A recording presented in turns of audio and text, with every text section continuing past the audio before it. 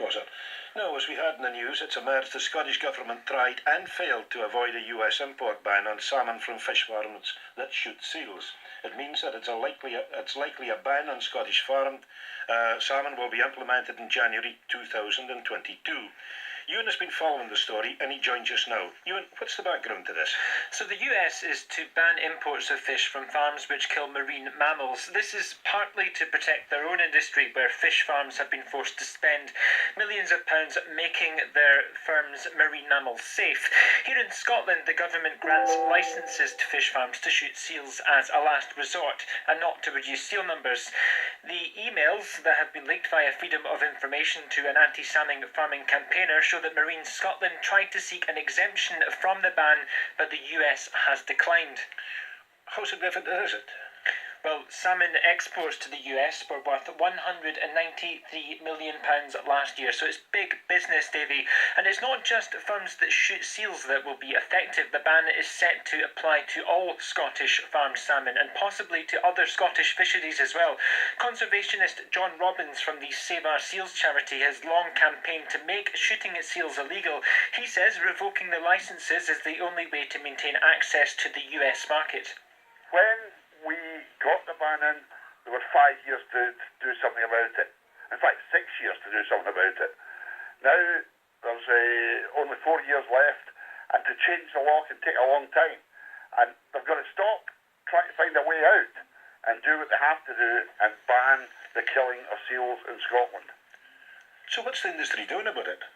Government figures indicate that the Scottish salmon farms have been reducing the total number of seals shot year on year for the last 7 years. So in 2017, a total of 49 were shot compared to 241 in 2011. The managing director of Greg Seafood Shetland, Grant Cummings, says that they've spent millions making their farms marine mammal friendly. Since they installed predator nets, his company has drastically cut the number of seals that it shoots. We haven't completely eliminated it. Since January 2015, we've had to shoot one seal, which is obviously one seal more than we are happy with. I think that all salmon farmers in Shetland wish to stop shooting seals, and we're doing everything we can to move to a position where we need to shoot as little as possible, and we're aiming for zero, but we're not there yet. The Salmon Producers Organisation said it was aiming to reduce the total number of predator seals shot to zero across the board, Davy. So what'll happen next? The Scottish Government doesn't look set to commit to banning the shooting of seals anytime soon. The Rural Economy Secretary Fergus Ewing was asked outright yesterday on television if he'd revoke the licences, and this was his reply.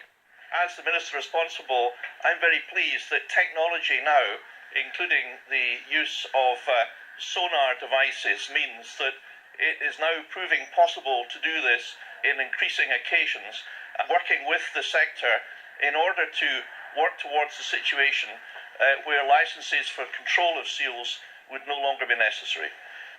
A Scottish Government spokesperson says it's still in dialogue with DEFRA, that's the UK Environment Department, and also the EU to see how they can comply with the US mammal regulations. But without banning seal shooting, the US ban looks likely to be enforced.